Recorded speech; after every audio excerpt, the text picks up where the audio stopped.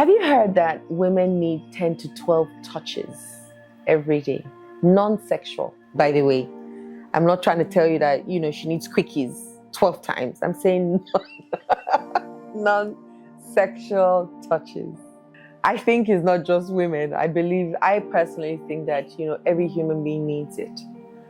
We've become so big on separating men and women. Men like respect, women like love. Please, which woman does not want to be respected?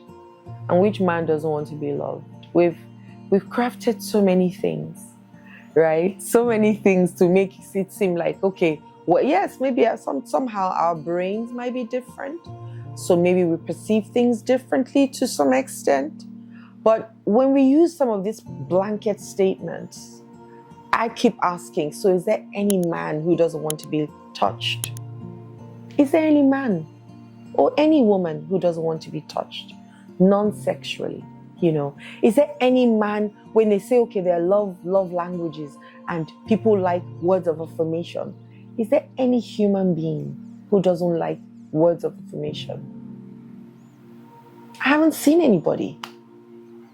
I have some people, yes, might be higher for some people than others because they have taught themselves how to affirm themselves. So they might not need it as much as others, like myself. But everybody wants words of affirmation. Everybody wants to be touched. Everybody likes gifts. Tell me, even to children, when you buy them stuff, my daughter, she will use it immediately. She's excited. Is there anybody who doesn't want quality time spent with them? Now, yes, I know we have different attachment styles that have now formed us in different ways. I hear all of that. But let's now go just to the pureness of a human being. Forget all the dysfunction that could possibly have happened that distorted the human being. Is there anybody who doesn't like any of those four things? Now, I've even added two more to those things. Freedom. Freedom to be. That's one of my love languages, freedom. And another one is inclusion. Just include me, Include me in everything that you're doing. And make me feel like I'm as important as all the other things that you're doing. Inclusion. Include me. Right? Now, there are other people who would have other things, I'm sure. So, is there any human being who will not feel happy or who will not feel happier to be included or to be respected or to be loved? So I'm going to focus on every human being. My daughter, she's a hugger.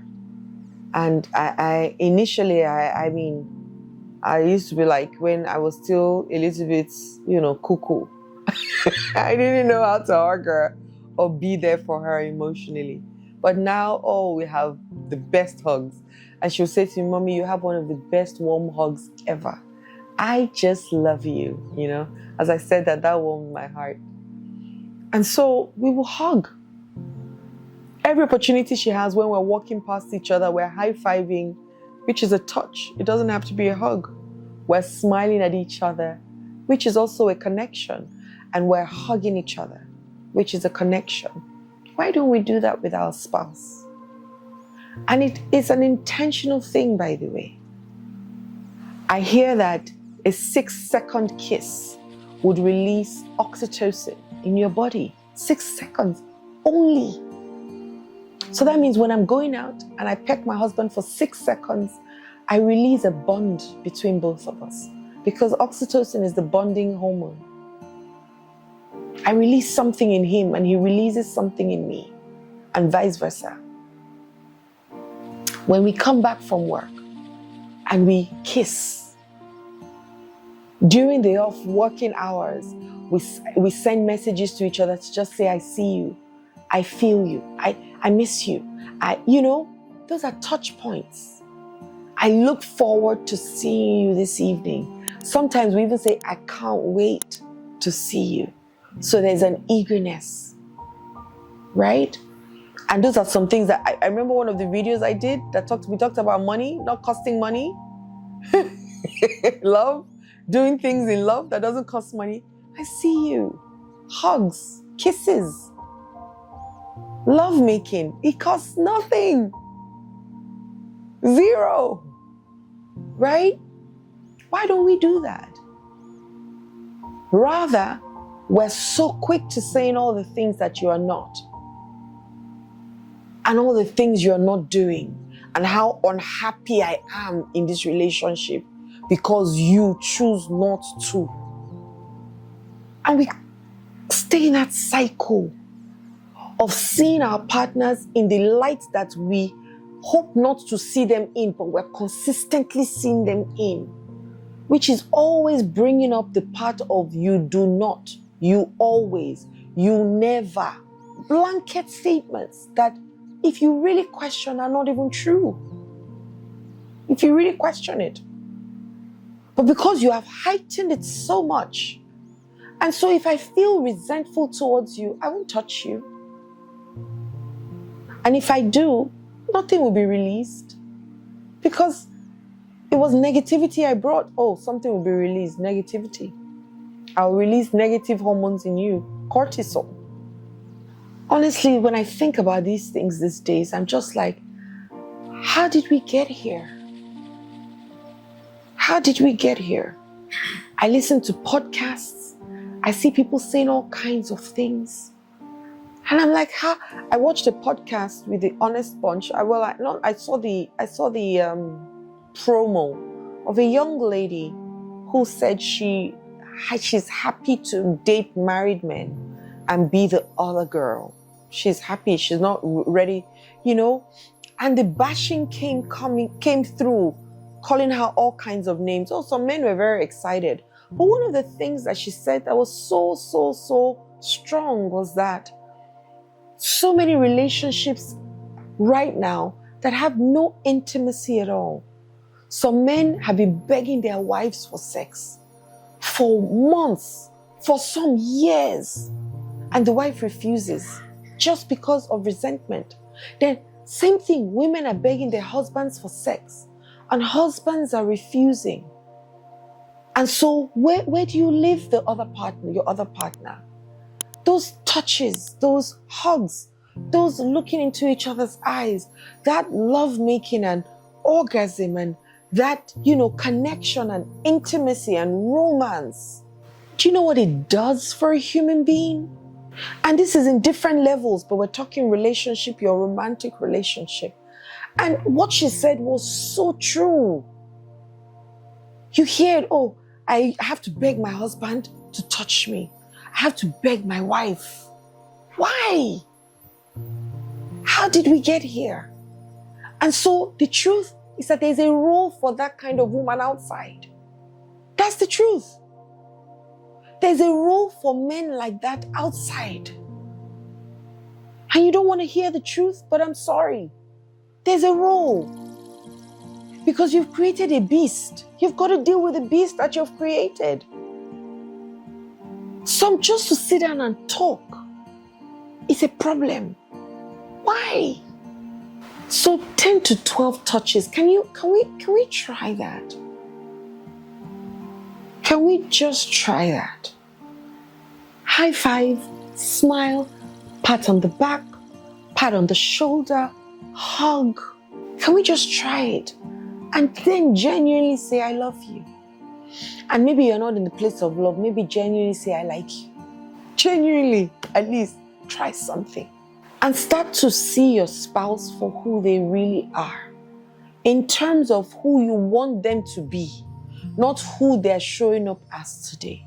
And say kind things to them. So for example, you have been telling your husband, I want you to please, when you come into the room, don't turn on the lights, they wake me up. And I'm giving you a personal example. Please find a way whereby you don't, because once you turn on the lights, I wake up and I'm not able to sleep. And your husband maybe doesn't do it. Initially, my husband didn't. But I promise you, yesterday he came into the room and didn't turn on the lights. And I saw him come into the room. I wasn't actually asleep. I was prepping myself for the lights to be turned on. And he didn't turn on the lights. And he was very discreet and very quiet as I was. And I stayed there up until I fell asleep. And you know what I did in the morning? I sent in a message saying, thank you for your consideration yesterday of not turning on the lights. I thank you. Now I could have said, OJB, or if he likes, let him know. But I thanked him for it. You know what's going to happen? He's going to want to get that thank you again by doing that thing again. Because what gets celebrated gets repeated. So I've woken up something in him to say, when you didn't do it and I spoke, I also saw when you did it and I will speak. Rather than only focusing on the negative things, when you now do what I ask or what I plead or what I see you too, and I'm grateful for it. Can we start to do that in our relationships? Can we start to see people for how God really sees them? Can we start to love people for how God really loves them? Can we start to share openly and vulnerably with our partners, believing that they can hold space for us? I know a lot of us don't trust our partners. Hey, no, if I tell him, he will not. If I tell her, I know that. But what if it's the other way around? What if they start to learn how to receive you the way you are? Or have you cancelled that they will never have the capacity to learn? What if there's the other way and they can actually accept you for who you are? Wouldn't you have found out because you tried? And that's all I ask of you today. Let's touch one another. Children, touch your children. Hug them. Play with them. Smile at them. Touch their face. Touch their cheeks. Peck them on their face, on their foreheads. 6-second kiss between spouses. Hug. Hug for 6 seconds. And release happy feelings. Hold hands. Look into each other's eyes and just say, I see you. Let's start to do differently rather than all this narcissistic movement, all this, please. Let's love and let's give love a chance. Hi there, my name is Adiola Kingsley James. I hope my videos have blessed you and you have learned a thing or two and you can share it with other people as well. Click the notification bell below so you can get my videos when they drop. Subscribe and share me with other people. Do that. The last one, very important, share me with other people so that they can also be blessed like you. Once again, have a wonderful day. Love and light.